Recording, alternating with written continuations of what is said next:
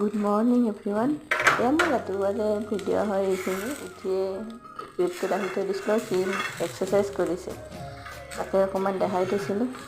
ৰাতিপুৱাৰ ভাগত পৰঠা খাম বুলি ৰাতি সকলোখিনি যোগাৰ কৰি থৈ দিছিলোঁ।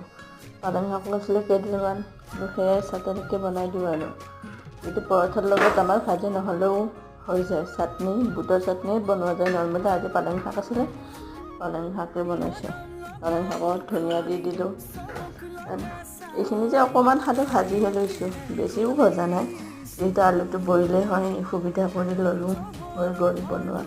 খাই লৈ তাক বিচাৰি আছোঁ, বোলো সি আকৌ খাব দিব। ইয়াক সজাই লৈ কিনে বিচাৰিছোঁ তাক বাৰু, বোলো সি নাই। আজিৰ পৰা নিয়মীয়াকৈ ডেইলি মিনি ব্লগ এটা দিম বুলি ভাবিছোঁ, আপোনালোকে চাব আৰু। মিনি ব্লগ দিলে বোলে মাতটো বহুত শুৱলা কৰি দিব লাগে। মই যিমানখিনি চাইছোঁ সেনেকুৱাই হয়, পিছে মোৰ বা কিয় নহয়।